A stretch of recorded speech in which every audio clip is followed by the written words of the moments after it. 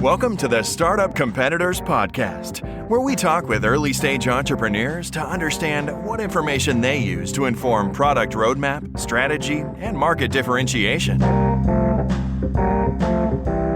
Just a quick editorial note before we kick this one off. This episode with Frank went a little long, so we're going to break it up into two parts. You're going to be listening to the first part, and then next week we will release the second part. Welcome to the podcast. Today, we have back for round two, Frank Dale, who's the founder of Costello, which, big news fairly recently, a couple months ago, was acquired by SalesLoft. Frank, welcome back. Hey, good to be back here. All right. So, we did this a year ago, just about a year ago last month, I think. Was it last November we did this? It was. And if you have not listened to that first podcast, you should. And we just recently did a rebroadcast of it in preparation for this conversation. So I wanted to get that back into your stream. So go back like 3 or 4 episodes, find that first one if you didn't listen to it, and listen to it, because that'll provide you some context for Costello and what they do and actually Frank's beautiful mind around product, which is one of the things I think I can learn a lot from him on. He talks a lot in that about how they approach that, which clearly has turned out well. So I guess first, do you want to talk a little bit about life at SalesLoft now and what you and the team are doing and what that looks like? So it's been great. We've been there 2 months at this point. So the deal closed October 31st, and it's gone smoothly. My big takeaway so far is the cultures are a strong fit. I mean, typically in these acquisitions, they break down because those things don't fit. But at this point, we're all mission aligned, values aligned. The people like each other. We get along.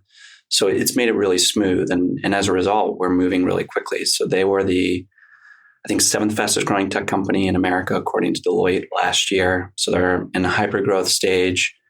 And we have been injected into that system at 100 miles an hour. So we're moving quickly to kind of further integrate what we do as we collectively broaden what the category of sales engagement can bring to the table for sales teams today.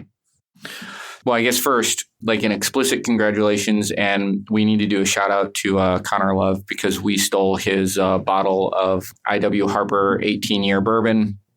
So cheers. Cheers. Congrats, man. Thank you. And thank you, Connor. We owe you a drink, Connor. Yes. So that's awesome. And we're going to spend a lot of time on this. Thank you for being so generous with your time. So I'm going to get to a bunch of questions. Let's start with why, so that, you added sales enablement, but talk a little bit about why this was a good fit. Maybe not just for SalesLoft, but also for you and the team. Talk a little bit about the why on both sides. It's a good question. And as an entrepreneur, it is one of the single biggest decisions you're ever going to make. There's no question.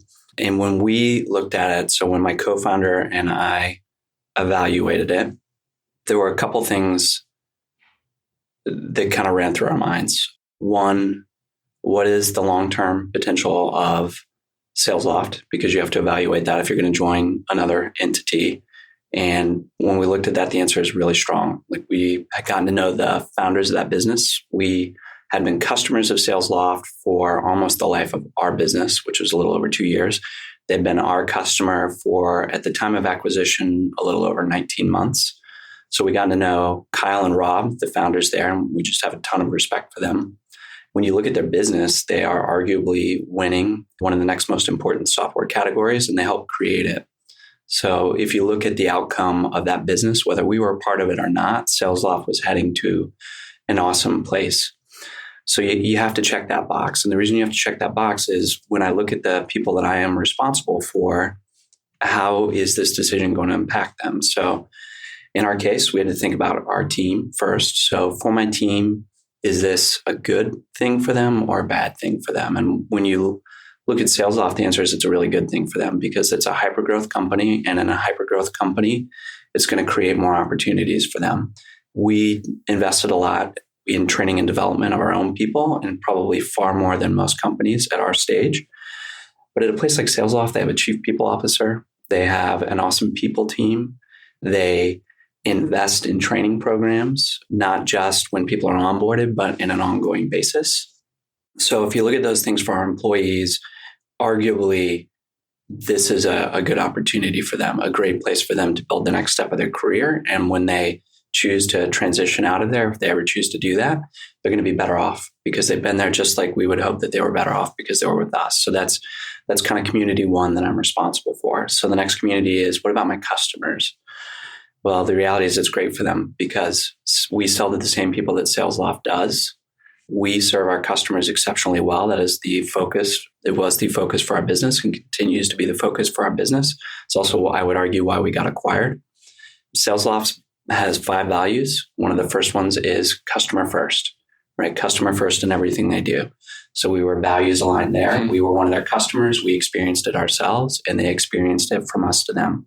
So I knew it was going to be good for my customers and they were going to treat them really, really well. Quick aside, did you know you're the only guest of this podcast where when we stopped recording, we licensed your software?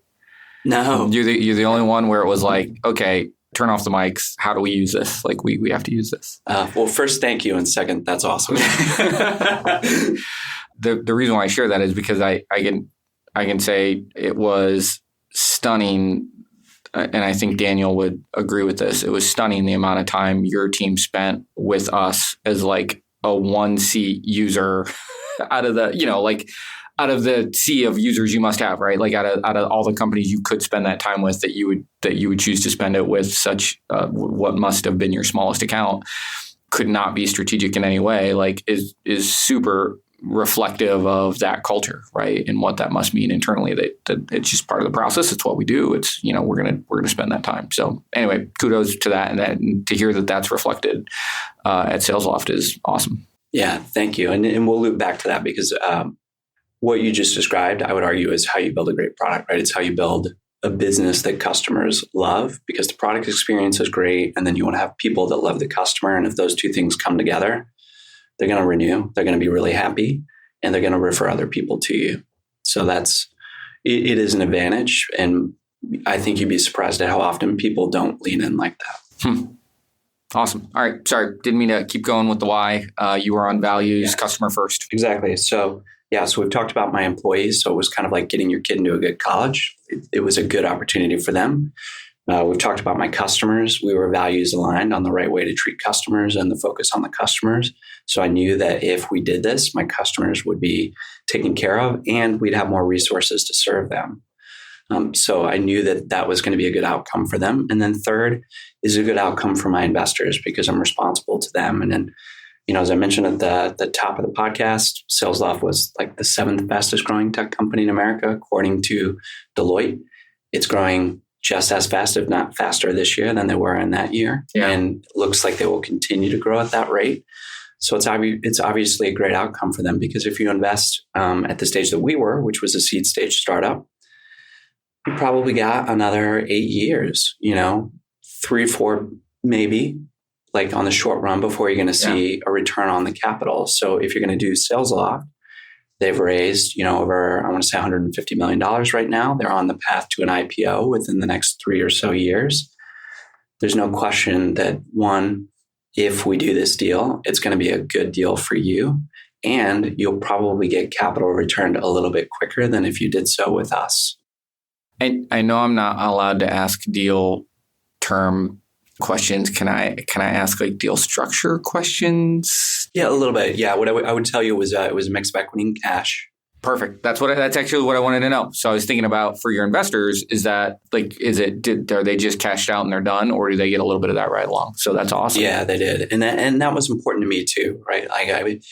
Because I'm taking this thing that you've created a business before, you're still doing it, right? You still help people do it with Developer Town. I'm taking something that I have conceived of and I've labored with my co-founder to build and our team to build.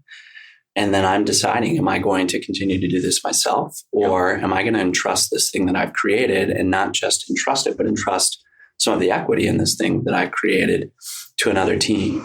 And do I believe in that team? And so, in our case, the answer was yes. So when I looked at the people I'm responsible for, it made it a lot easier to say, okay, then how do I feel about this? Because if I'm taking care of my employees, I'm taking care of my customers, and I'm taking care of my investors, then it's okay for me to now ask, how do I feel about it? How does my co-founder feel about it? And when we stepped back and we looked at it, it was kind of pretty easy in a way. There's no question that we could have built a really large and successful business on our own. We had extremely happy customers. We were in a really big market. But on the other side of the table, we had a team we loved who shared our values, who had already built an amazing company, and were continuing to build an amazing company. And if we're paired up with that business, the things that we could do together would take an already great business at SalesLoft and make it even better. And in our case, we would go overnight from having, let's say, 60 customers to, SalesLoft's got something like 2,300 customers, and that's growing by the day. And if you look at the businesses they've won this year alone, they've signed Google this year. They've picked up businesses like IBM this year.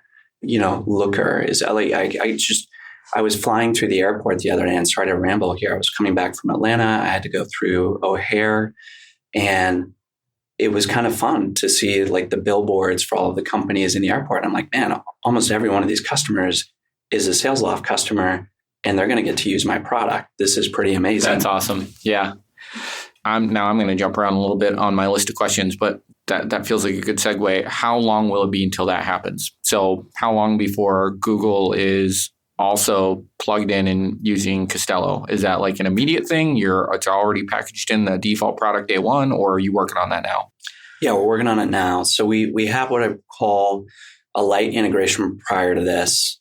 And if it's helpful, we can wheel back in a few minutes, because to some degree, the pattern that we ran at Compendium, which got that business acquired, ended up being the pattern that got this business acquired too. So we can talk about that. We're definitely talking about that now. I'll write it down. As far as the intermediate plans here, the goal is February 1. We are completely native in the product. Right now, you can already run Costello inside of SalesLoft, but we're going to start to kind of integrate that further. And then the sales team at SalesLoft, which is the best that I've ever seen, will then go to market with that to both new and existing customers as an additional option for what we do. Awesome. And then how many acquisitions has SalesLoft done? Do you know that? And what's the frequency of that? Is like this happening every day for them, or is this a one-off? What does that look like? It's still pretty new. Yeah. So we're the second one. They bought a Congratulations. Yeah, thank you. They bought a conversation intelligence platform last year. So if you're not familiar with that space and you're listening to it right now, conversation intelligence is essentially taking sales calls. So they're going to plug into like Zoom or Blue Jeans or GoToMeeting, kind of any of those platforms. They will take the audio from that, turn that into text. So they're going to use natural language processing. Processing. Okay. Thank you. Good. Processing. I got you. And then, they're going to analyze that. So they'll pull out obviously keywords. When did the buyer talk about budget? If you are a sales leader or you are a seller, you can go in, you can listen to yourself again, you can break it down, you can compare how you perform in those moments to your peers. You can also take clips from that call and send it to the buyer. If the buyer's like, hey, can you show me this part of the call again where we discussed the proposal, or we walked through this section of the demo, I want to share it with my team. So it's an amazing product. They brought a company last year that was called Note Ninja. It's now just called SalesLoft Conversation Intelligence. And that was the first acquisition. So we're the second. Nice. Awesome. What's the biggest contract? So we're going to, for people listening who might be upset that we're not talking about the process yet, we'll get there. But real quick, between the two companies, what's been the biggest contrast so far when you look at kind of where you were? So 12 employees, right? At the time of acquisition. Right. Is that right? Yeah. To a 400 plus employee organization. What's been the biggest kind of, whether jarring, interesting, other, like when you contrast kind of life now versus life then, what's that look like? Yeah, good question. So here, there are two things. One, and this is operational, and it will be obvious, I think, once I say it. When you get to the size that they're at, and I want to say they had maybe 440 or 450 employees when we joined, and they've hired at least, I think, 20 or 30 in the 2 months since I've been there. So they're at that kind of hyper growth moment, the inflection point. The communication has to be even more intentional. Like when you are 12 people in a room, you can stand up, you can do kind of a meeting with everybody pretty quickly, and it's fairly easy to make sure everyone's on the same page. I mean, fairly easy is in quotes, but it's much easier. For SalesLoft, you have to be a lot more intentional. And there are, it's a company. It's like a big company. We have not just marketing, we have product marketing, we have demand gen, we have brand, we have events. So there are a lot of departments that you have to communicate with, and you have to make sure that your teammates know what's going on. So in credit to them, they invested in a project management office certainly over a year ago, and that's made a big difference. So they are an execution machine. So the biggest difference really is just making sure that you're more intentional, arguably internally, about the way that you communicate. The thing that is nice is what they've not lost that you'll have at the early stage is people make stuff happen. Like it moves quickly. Like we are still moving arguably at startup speed.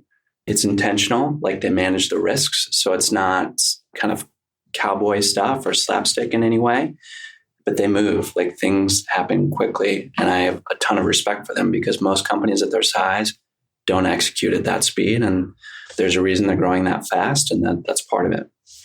With your extensive 2 months experience, if you had to armchair quarterback, what's behind that? What is it? Like whether that's values, training, processes, like what are some of the things that you've seen that seem to be indicators of how they're keeping that entrepreneurial pace at the size that they're at? A couple of things. So values are certainly part of it. So they are the most intentional company. I've in the short amount of time I've been there, right? And in my first job out of school, I taught values-based leadership for a year because they would allow me to travel the country. So I clearly believe in that. We had core values at Costello. This company is the most intentional company I've seen about core values, period. And I say that with respect. I mean, it's really impressive. They reference them all the time. They take it seriously. One of the core values is bias to action. They live it, right? Bias to action. Another value is focus on results. They live it. So it is part of the culture. It is a scaling mechanism. I mean, if you think about values are a scaling mechanism. They're a way to ensure that we have people that are going to make decisions in a way that makes sense for the company without you having to necessarily be in all of the decisions. So they're very intentional about that. And I think that in and of itself helps. I think the other thing that helps is again, it goes back to the founders and then the people that they've recruited. They're exceptionally intentional about talent, making sure that they get really, really high quality people that also match their value system, that want to execute in their way and that want to get things done. And then they backstop that with a strong organizational structure. And then where it makes sense, as I mentioned, they brought in a project management office. I have been fortunate to be part of a couple of different companies that have gotten acquired. This is the first time I've been in a company of this size. And that's one of the things that I'm interested in learning is kind of how to execute at this kind of scale. Yeah. And I would have told you, given my startup experience of it, I'm like, project management, this sounds horrible. That's a great team. Like, right? Like most, startup founders, I believe in process, as you know, right? I'm methodical, but I want to go quickly. I think in my prior experience, we would have equated that unfairly with slow and bureaucratic. Right. At least in the way that the SalesLoft team runs it. So they have a gentleman, his name is Nate Bremis. He's the VP for operations. The project management office rolls into him. Their co-founder, Rob Foreman, I think was one of the big people kind of pushing for that. It makes stuff happen there. It makes stuff happen there because you have people that will get assigned from that office to projects and they kind of make sure the trains run on time. And generally people appreciate that, right? They help us manage risks, identify risks, stick to timelines. And as a result, people are organized. Communication seems to flow where it's supposed to go. I mean, it's like any company. We're not going to be perfect, but it is something that in a past life I would have veered away from. And now, certainly you don't want to have it at 12 people. That doesn't make sense. But right. I completely understand why they did it. And now I couldn't imagine, as you're getting anywhere near their scale, not having something like that in place. Interesting. All right, let's get into the transaction. So first, maybe you tell me where the best place to start is, because now I have two questions. You planted one of them. So which is, you'd mentioned the pattern you saw at Compendium, which is the same pattern you've seen at Costello. That could be entry point number one. My original question was going to be, why don't you walk through the timeline of kind of the process in terms of when did you realize there might be a deal here, and then walk us forward from that timeline. Which one's a better place to start? Let's go in the order you asked. Okay. Yeah, we'll talk first about the Compendium pattern, and then because that led to me betting on SalesLoft early. And just super quick, the 30-second version of what is Compendium, what was that acquisition, just really, really quick. Yeah, thanks. So used to be the CEO of that business, didn't start out, was brought in by the co-founders, initially to run ops, and then they made me the CEO there. It was founded by an amazing entrepreneur by the name of Chris Baggett, with Ali Sales, who was also an amazing entrepreneur, and they both continue to be fantastic entrepreneurs. So that business... Some good press there too recently. Yeah. So that business started life as a corporate blogging platform. Short story is we kind of pivoted it into content marketing. And then the pattern that is worth repeating there, because it led to, it's part of the reason we ended up getting acquired here. I mean, we still had to build a great product and obviously serve the customer as well. In that business, at one point, my VP of success there was a guy named Clayton Stobbs, who I was fortunate to get to come be our VP of success at Costello as well. I know him. He's wonderful. Yeah, you've met him, and he's probably interviewed you about our product. He's the guy who reaches out to us like clockwork and makes sure we always feel loved. Exactly. He's amazing. At that business, as we were starting to get the churn numbers under control, because we had a churn problem for a bit, one of the things I asked him to do, I said, hey, can you take your team, and we only had, let's say, 300 customers at the time, call all of the customers, and I want to know the answers to two questions. One, and as I mentioned, Compendium did content marketing, so ask the marketer that we work with, what other marketing platforms does their company use? And then two, for the person that's our admin at the customer, what else are they personally responsible for? Because the hypothesis was, if I can not only know what their other kind of ecosystem of partners looks like, but I integrate with the ones that my owner uses consistently, if there's a pattern there, we become really, really sticky at the customer, and we drive more value for the customer. So in Costello world, if that is everybody uses, 90% of our customers use Salesforce, then we better integrate with Salesforce versus HubSpot or whatever. Yeah, that's exactly right. So in that business, three things came back pretty quickly. B2C customers were mostly using ExactTarget. That was really easy. Chris had co-founded that company. We went and integrated with them. We automatically had a list of people to upsell that integration to because they told us. So that was great. On the B2B side, we didn't know that we had a bunch of customers using marketing automation. We kind of thought we knew, but we really didn't know to the degree that they were. And it turned out most of them were using the two companies that were kind of winning that space at the time, Marketo and Eloqua. So we now had a list of who was using said solutions. We built some integrations, started to upsell. What we learned from that experience, though, is culture matters, which, I was probably 32 at the time, maybe 33. Can't remember exactly. It was my early 30s. So you're still a little naive. And I didn't appreciate that as much as I do today. The partnership with one of those companies was kind of a disaster because our cultures didn't fit and other people in the space had problems with them. How did they not fit? We were kind of Midwestern, so we were super customer oriented. We were much more biased to let's do the right thing for everybody. We were not completely self-oriented. It had to be a win for the customer, it had to be a win for the partner, and a win for us.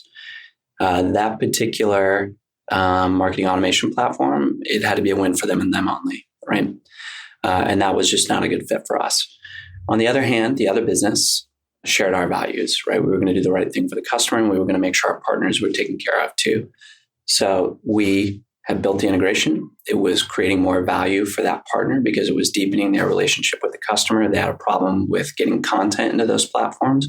One of the things Compendium did was make it very easy for marketers to create content. We made it easy for them to not only create it, but then re-leverage it in places like that marketing automation platform. So we were making them stickier.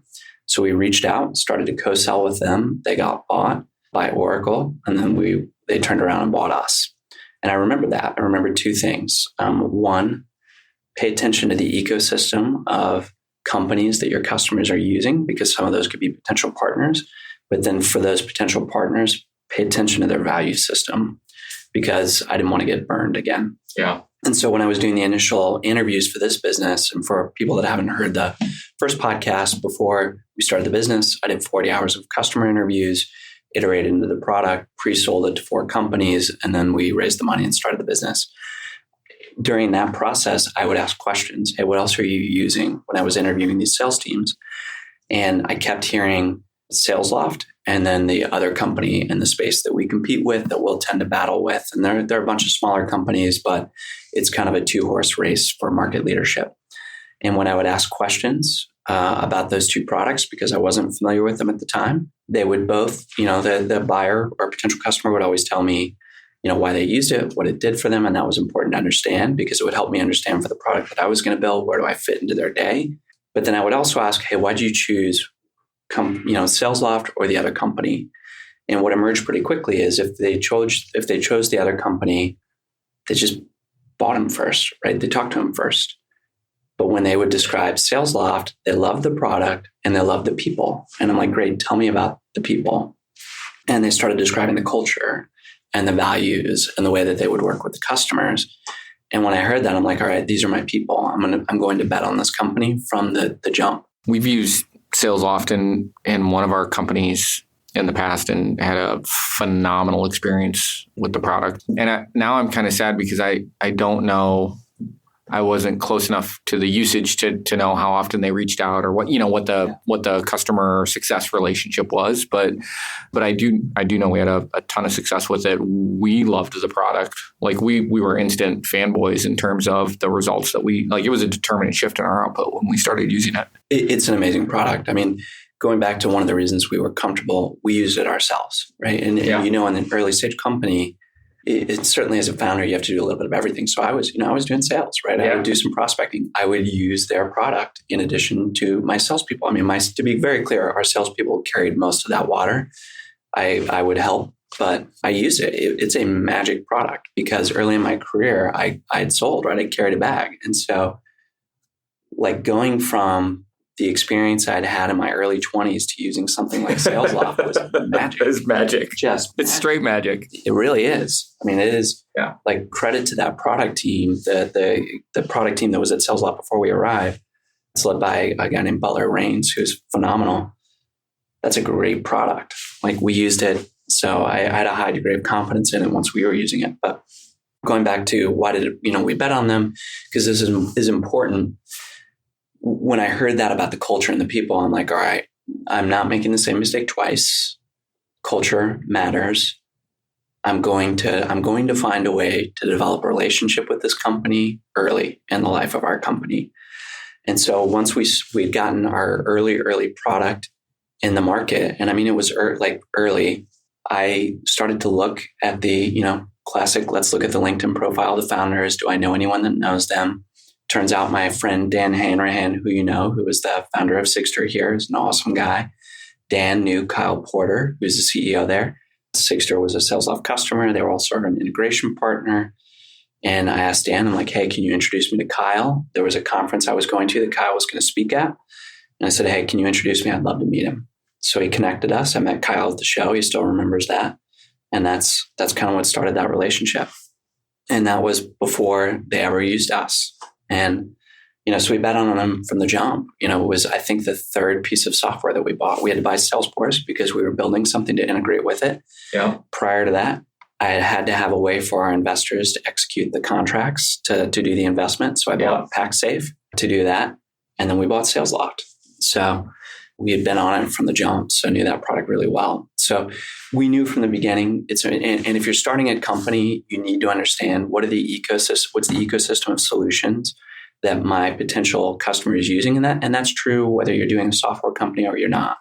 Yeah, totally. Because you need to know where you fit in their life. So that was the first part. So let's wheel and deal to the second part, which is, okay, so how did this acquisition How did this happen? Yeah. So as I mentioned, we've been customers for a little over they've been our customer for a little over 19 months. We had served them exceptionally well, just as they had done with us. Were they your biggest customer? By the time of the acquisition, they were not. For a while, they were, though. For a while they were. Yeah, I mean, because that would have been like 6 months in, 8 months in, something like that when you landed them as a customer. Yeah, sure. Yeah. At that point they were. Okay. Yeah, at that point they were without question. How did you land that deal? We worked really hard. We worked really hard to build trust. It was probably the only bottoms-up sale I think we did. What do you mean when you say bottoms up? So most of our sales, we would come in through sales leadership or some other exec in the company, and that would start the process. And then they would eventually maybe bring in some of the frontline sellers. At SalesLoft, we met them through, Dan had started that relationship. We got other people to connect us with them, started to build relationships. And then to this day, I'm very thankful to these gentlemen. And was that intentional or accidental? It was a little of both. So very intentional in some ways. And then we got very lucky. And then we were introduced to Taylor Thompson, who is still one of the best sellers at SalesLoft. He's a frontline seller, and a guy named Stephen Gladney. And Stephen at the time was also one of their top reps. He actually made the journey from seller to product management now as a software developer at SalesLoft, which is a pretty amazing journey. Really? He is, wow. Yeah. All right, I might have to talk with him. You absolutely should. It's an amazing story. That's awesome. So they took a look at what we were doing, and there was an opportunity to come in because there was a company that started a little ahead of us, candidly just didn't run their business very well. They did the classic, if we build it, everyone will come kind of startup fallacy mistake, burned a ton of money that way and failed. And SalesLoft had been using an aspect of that product. They needed a replacement. These guys had become aware of us, Taylor and Gladney. They evaluated us and this company that we ended up competing with. They brought us to their managers. The managers liked us. Then they brought us to Derek Grant, who is our VP of Commercial Sales here at SalesLoft, and we got bought. And then, we did what we do, which is we served the customer extremely well. We continued to build product with the customer. We were super responsive and just developed a lot of street cred over there as a result.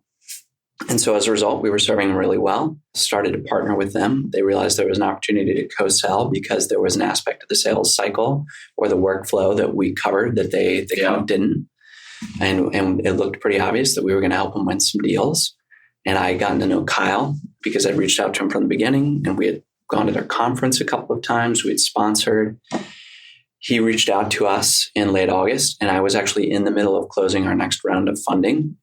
And Kyle's a pretty straightforward guy. Would this have been your second round of funding? Third. Third so it would have been our third. Okay. So, and I was probably 30 days from being done with that. So, I was already, as you know, like working 2 jobs, right? Running the business and fundraising. Yeah. Kyle called and he just said, hey, I'd like to know if you would be open to potentially being part of SalesLoft. And I said, I was upfront. I'm like, hey, I'm in the middle of closing this round, but I have tremendous respect for you and you're a co-founder in the business. I'm open to that conversation. I'm not trying to leverage you, but I'm 30 days from closing this. So if we're going to do this, we need to talk about it now. What led him, and you may not know this, that's fine. What led him to make that call? So there were, I think, a few reasons. When they look at the future of SalesLoft, they realize there's an opportunity to drive more value to sellers, particularly around opportunity management. Sorry. Go ahead. Not about the why, like why was this a strategic deal, but that timing. Like what's interesting to me is that timing. Was that like a tip from a friend of a friend of like, hey, they're just about to close around. Maybe the timing would be good, or was it purely accidental? Like, no, this makes a ton of sense. We've known these guys forever. I should just call, and it was just lucky coincidence. Yeah, that's a good question. They're strategic, so they've done an offsite not long ahead of that, maybe I think late July. And realize that, hey, we think to get to our long-term revenue goals, they want to be a public company and they're on track to do it. We need to do opportunity management. We need to drive more value for account execs because we think there are a lot of traditional sellers. So really, if you step outside of tech, other industries are starting to adopt the SDR to AE model. A lot of them haven't yet. So there are a lot of traditional sellers that a core part of their workflow, in addition to prospecting, where SalesLoft is absolutely world-class, is managing the opportunity. Yep. And so they had done a strategic offsite and said, hey, we want to get into this business. And then they evaluated. They said, hey, let's estimate if we're going to build something like a Costello, what do we think that would cost and how long would that take? And where would that get us against our long run strategic plan? Or if we were to buy, who are the candidates? And obviously they knew us really well and our cultures matched because we got to know each other. And they, I think, realized the same thing that we did when we bet on them, which is we have a similar value system. And so they reached out to us. And so that's where it started. Now, we had a lot of champions internally. There's a guy named Sean Kester there. I mean, the fact that the amazing thing is I could have said before they did the deal. Yeah, I was going to ask that actually. That's pretty impressive. And that's an important thing to say, right? Whether you should never build your business to be acquired. You should just build a great business because then you will always have a business. But you need to know that if you build a great business, that's the kind of business people want to acquire, right? Yeah. So when we were building our business, they were clearly a core strategic partner. We knew they were going to be a strategic partner before we started the business. So we made it our business to get to know the people over there. And one of the people that was a champion for us from the beginning was a guy named Sean Kester. So Sean ran platform strategy for them for us and still does, and was a champion for us from early on and, advocated for us. They have a VP of sales strategy that was brought in, I want to say earlier this year. His name is Jeremy Donovan. He's in the New York office. When he saw what we do, he had looked at, I think, 8 or 9 companies because they were thinking about adding a forecasting tool, wasn't aware that the AE team was using us and realized he didn't need to buy a forecasting tool. And he just point blank said, "Why haven't we bought you?" And then he said, "I'm going to get off this call and I'm going to call Kyle and I'm going to ask him." Nice. So we had a lot of champions. One of their investors at Emergence Capital, a guy named Doug Landis, loved us. I know Doug had championed us there as well. A number of the sellers were they an investor in Costello as well? No, only in SalesLoft. Okay. And Doug is kind of the growth partner in Emergence and makes it his business to know modern growth strategies to provide value to their portfolio companies and also to know kind of every technology in that space. And so had wanted to see what we were doing. We had a mutual friend, which is a guy named John Barrows, who was a marketing partner of ours. John is probably the best trainer for sales for like high growth tech companies in the country. He's also an advisor at SalesLoft. So there was just a lot of interconnectivity there. Doug is a second intro I'm going to have to ask you for. For sure. That feels like that could be an amazing conversation too. Oh, he would be perfect for this podcast. This episode is brought to you by Full Stack PEO.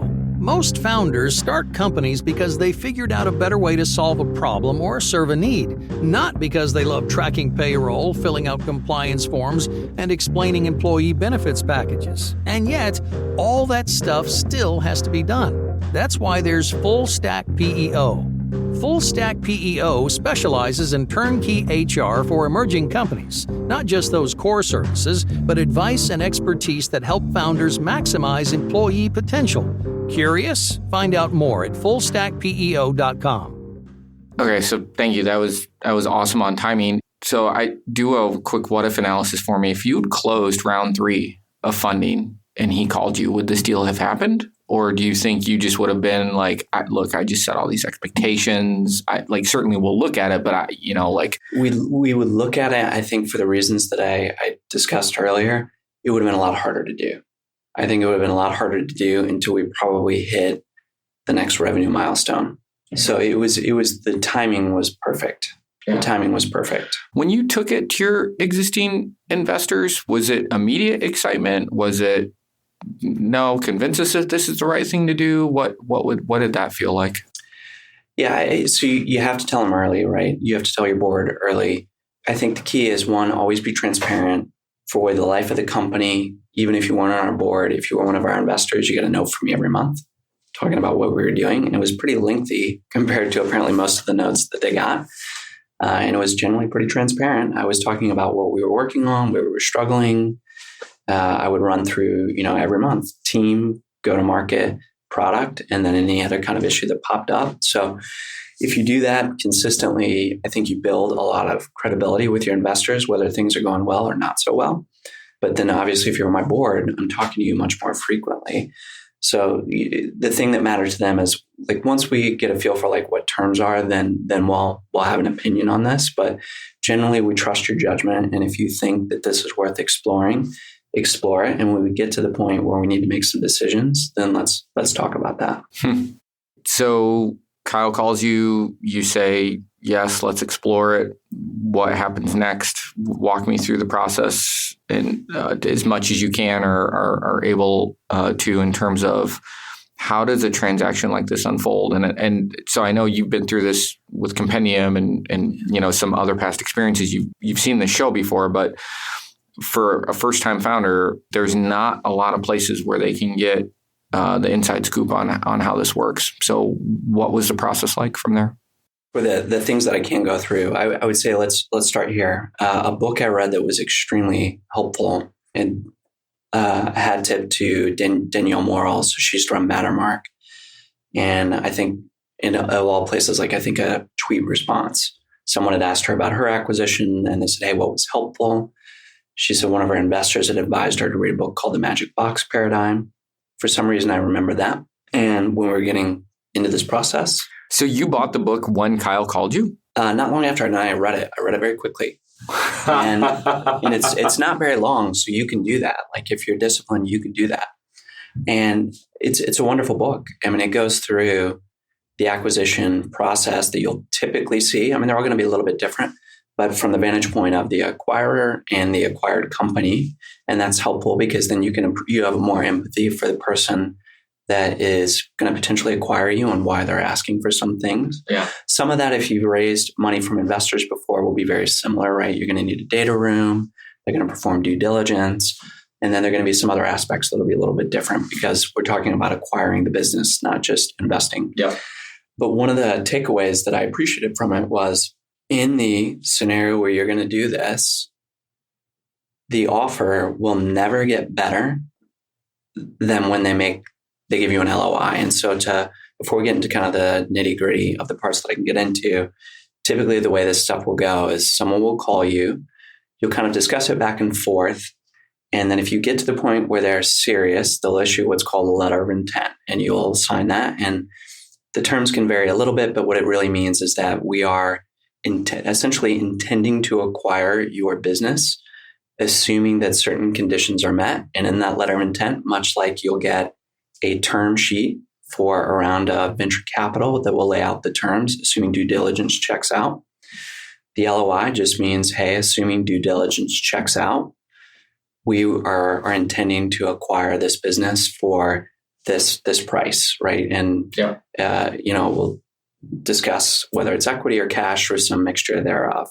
So one of the points in the book that made a lot of sense to me was, hey, if the other party is having to do this in the dark, in other words, they don't know if you have any risks or red flags, in other words, there's unknowns for them, they're going to have to do a bunch of things to protect themselves. And one of those things is to give you a lower number than they would actually give you if they knew that you didn't have any problems or they knew what the risks or red flags were. And then they're going to also build a bunch of terms into that letter of intent that they have to put in there to protect themselves because they don't know essentially what's on the other side once they open up the box, right? To see what is really going on in this business.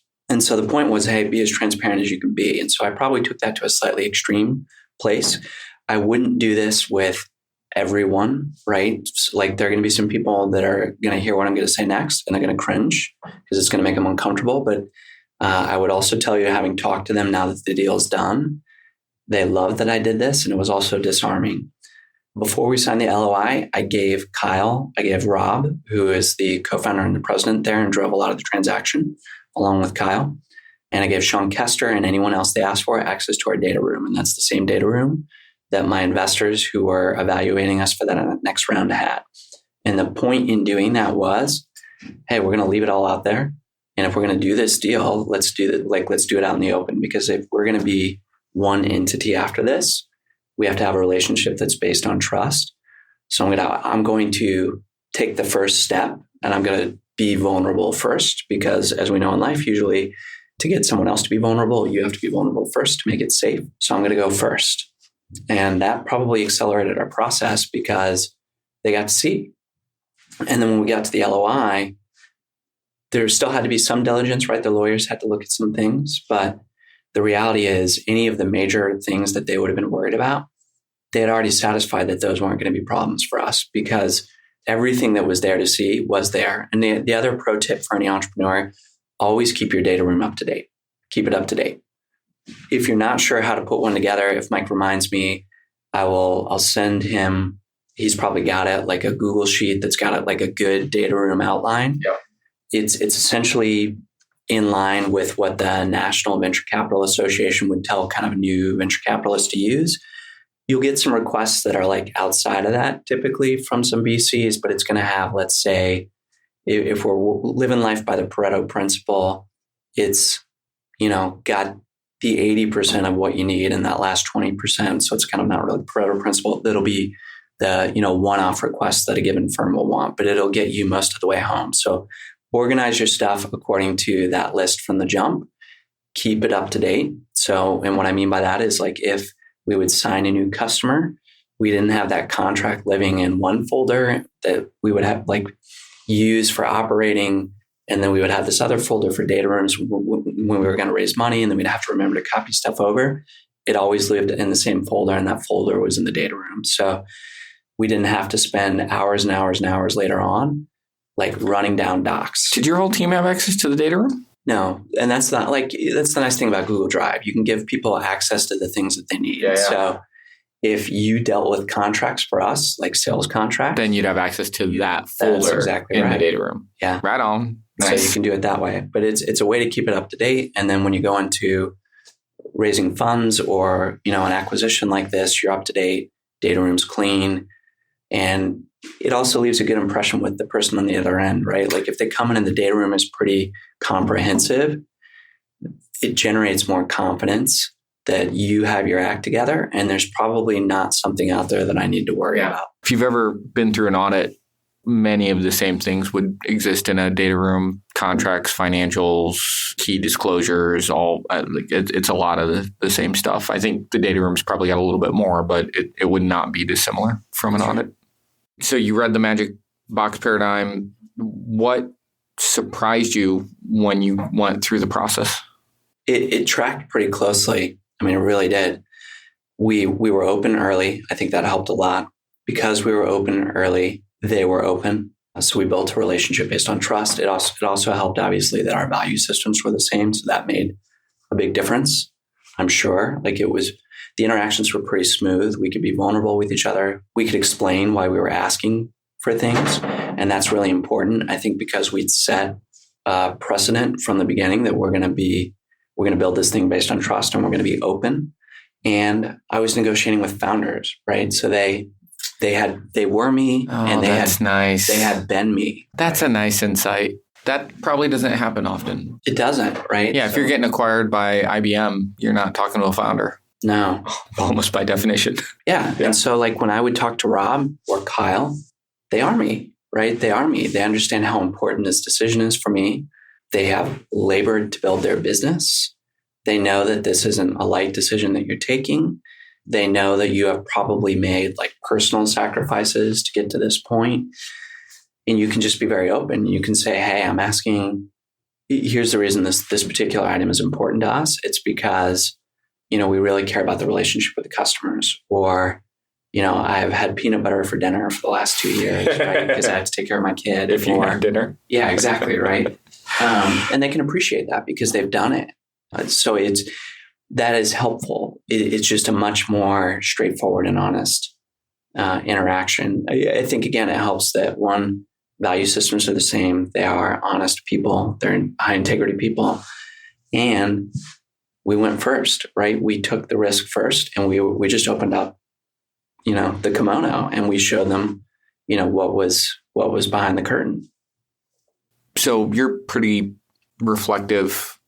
And you may not have had, and I just know that from past experience, and you may not have had enough time to digest everything that's happening. 2 months is not a lot of time, particularly when you've made a lot of commitments probably leading up to a transaction that you are now running to fulfill.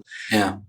But I would be super interested, and you can reserve the right to defer this to round 3, but I'd be super interested. What are some of the things you think you're going to take away from this experience long term? And not even just, I'll genericize that a little bit more, not even necessarily related to doing a deal, but in this process, what are some things that you think will live on in your time at SalesLoft and whatever you do next, what are some of the key takeaways? So I think that the things that I would say matter, if I build another business, which I think long-term I will, right? I want to be at SalesLoft for a while. I have a ton of respect for them. And we can get into what I think that I'm going to learn there and what I would say I'm already learning there. So for instance, the PMO office is a good example of that. Just having greater appreciation for the intentionality around communication because we have just so many more people. I would say what I have been good at up to this point is building products and businesses that people love. And that is fundamentally, arguably the most important thing. But as you're scaling, there are a lot of other things that you have to be able to do, right? When you have, there are 450 plus people at SalesLoft. So that adds some complexity to the business. It also brings around some really fun challenges to solve. And it's fun to have really great teammates everywhere you look that are high caliber, people. But it brings in some interesting things into the business that I haven't had to manage before. So I'm excited about that. But as far as the acquisition process, if you're dealing with someone that is honest, like the people I was dealing with and I'm partnered with today, be open early, right? And you're going to learn a lot about them really quickly. If I had been really open like that and they didn't come back and reciprocate, that's a pretty good sign as to what that relationship's going to be like after that. What did reciprocation look like? How did you know that they were open to? What did they do to signal that to you? They were honest, right? I mean, I can't get into the specifics of the conversations, but if I was talking to Rob, and I talk to Rob a lot, and I now report to Rob, and that's one of the reasons I'm so comfortable reporting to Rob. I mean, I haven't had a boss in probably 4 or 5 years, really. So, and it's gone well, and I think part of that is I got to know him through this process. He would be honest. He would talk to me about what's going on in his personal life, how he is thinking through the decision, what's my process for thinking through this decision. A lot of transparency. Right on. And he had been in a situation where he had raised money in another business before, and I think they sold it. And, so he understood where I was coming from, and he was willing to share. And listen, the person on the other end doesn't have to be another founder, but are they honest, right? Are they going to explain, hey, I'm asking for this thing that may not make sense to you, and here's why I'm asking. Yeah, is there empathy? Yeah. The stuff that I would tell you is helpful is if you've ever spent any time in sales, going through an acquisition process is helpful. It's helpful for an acquisition process because you realize when someone is like, okay, they're acting like a champion. They now want to get this deal done, and they're telling you, here is what I need from you to help me help the rest of my team see what I am seeing. Yeah. Right? And if you've been in sales, you recognize when that conversation's happening. Yeah. So we built a good relationship with the people that were ultimately going to champion us. And it became apparent that they were now bought in and they were going to take it to the team. They had been a customer of yours for 19 months, 16 months, 19 months. What was it again? A little over 19 months. A little over 19 months. How much championing needed to happen? I feel like that's a really weird. Everybody knows your product. They've been using you forever, right? How does that? I gotta imagine that's an unfair advantage. There's no question it's an unfair advantage. There is no question. But I mean, let's put ourselves in their shoes though, right? You're growing, you have a board, even if, hey, we use this product, we love this product. I mean, going back to, okay. I mean, they didn't have access to my financial statements. They didn't know. Yeah, until we shared. Why can't you guys are a product company. Why can't you just build this? Why would we buy this little company in Indiana? Yeah. Okay. Yeah. Right. I'm tracking. I mean, you have to put yourself in their shoes. Yep. And they still have to do diligence because what if our sales contracts were stupid, right? What if we had written terms in there that were going to put them at risk? So you still have to do all of that stuff, right? Even though we'd serve them really well and they love the product, you still have to be intentional. And it's the second acquisition they've done. Yep. And Lots of risk. One. Yep. Yeah, a lot of risk. A lot of risk. The business had decided the area where we were in was strategically important. And the first acquisition was good, right? It was. The only thing they can do is screw up by acquiring you. Exactly. So yeah, that's exactly right. The first acquisition worked, but you're exactly right. It's the first one, we're the second one. So yep. It's not Oracle where they're going to buy 3 or 4 companies a month, and if 2 or 3 of them don't work out, no one's going to notice unless it's a massive one. For SalesLoft, we matter, right? And by the way, as an entrepreneur, that's where you want to be, right? Like you are doing the thing you're doing today because you want to do work that matters. And if you choose to be acquired, you want to go to a place where what you're doing still matters, because if it doesn't, you're going to lose the thing that you loved about what you were doing all day, every day. Back to lessons learned. So from an acquisition standpoint, those are easily the biggest ones. Build the relationship early. I am certain that had we not, and you don't have to be as extreme as we were. In other words, like knowing before you're starting the company that you were going to build relationships.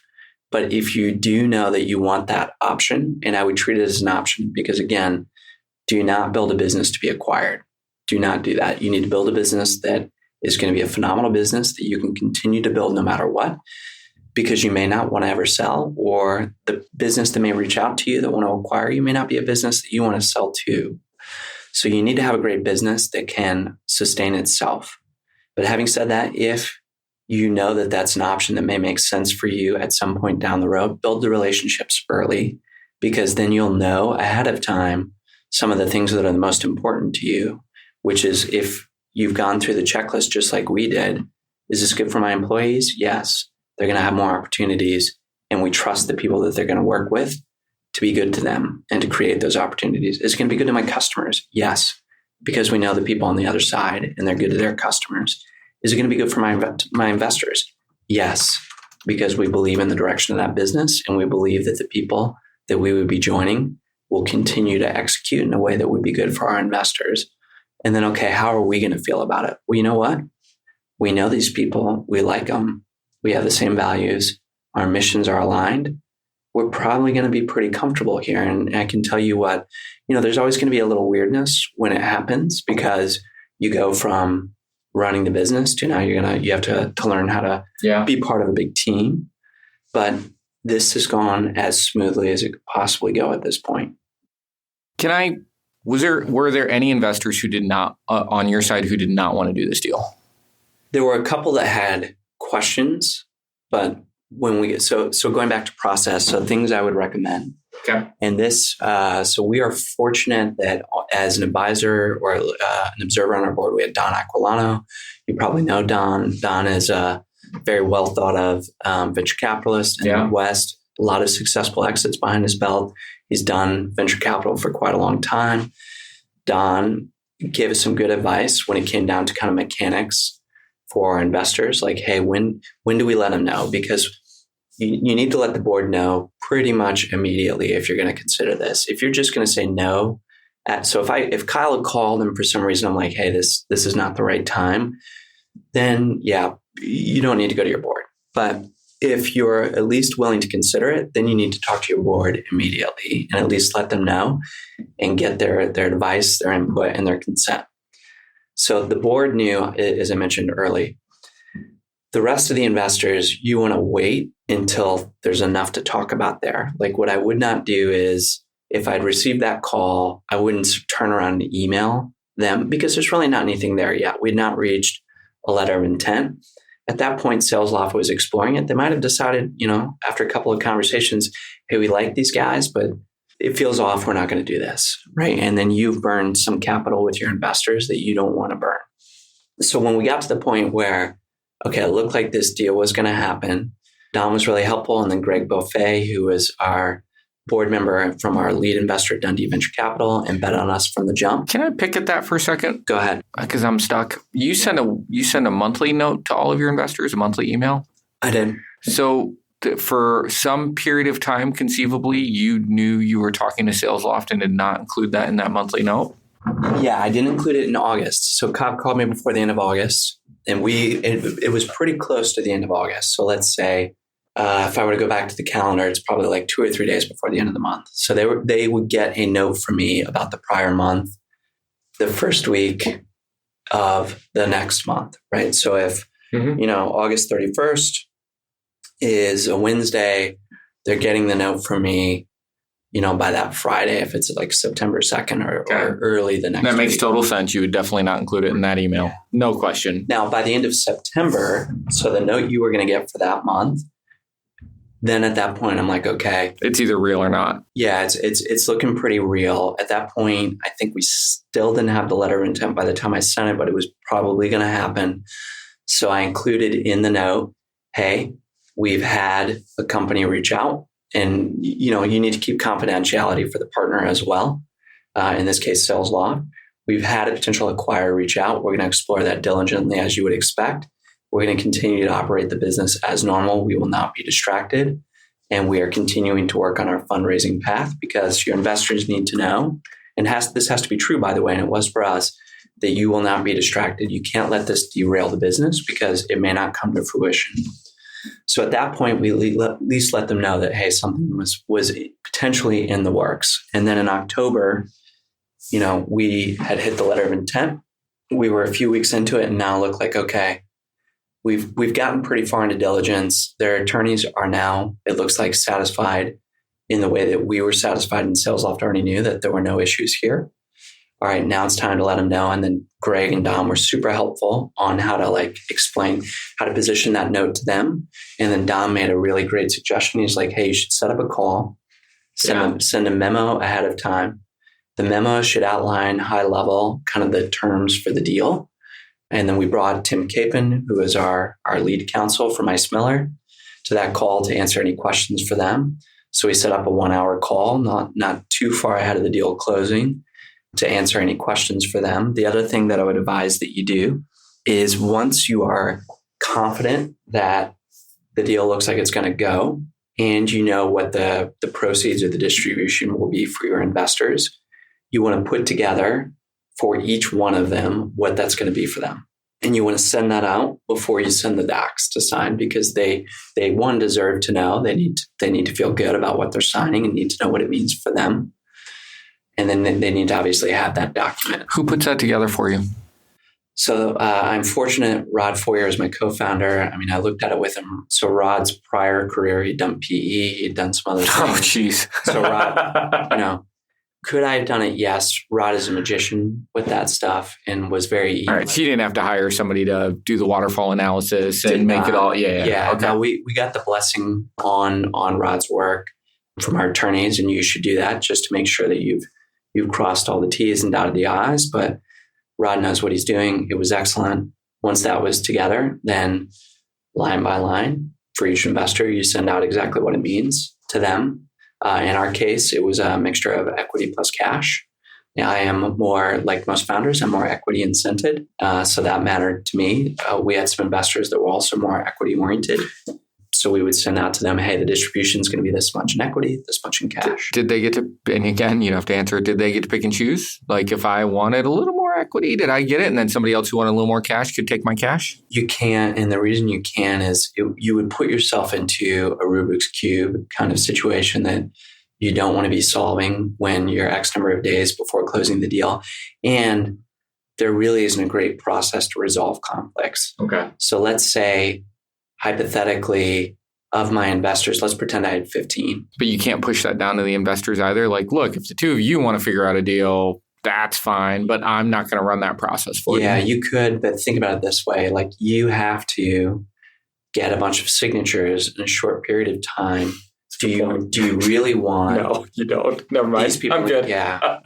You don't. You've convinced me. That could take months. Yeah.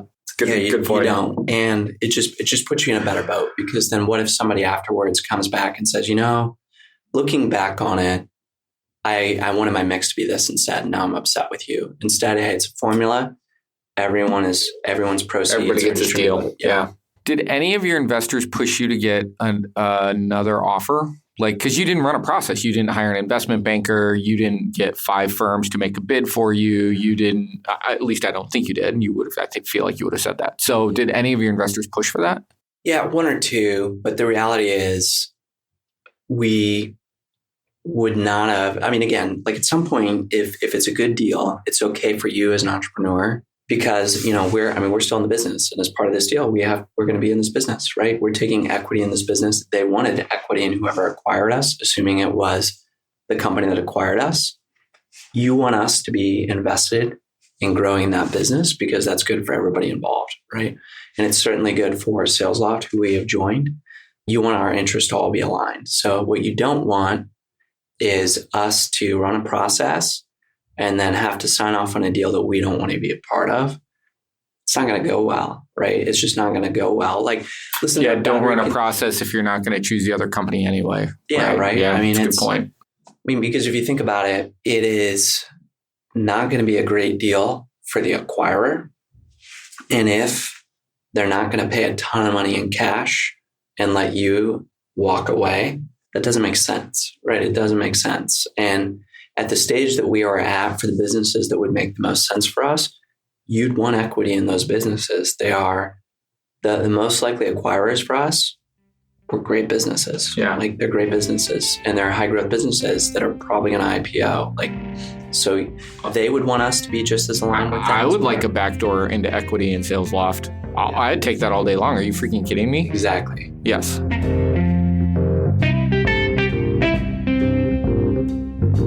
If you're thinking of launching a SaaS product, Startup Competitors can provide data on your closest competitors, survey potential users, or provide other product validation services. Learn more at startupcompetitors.com.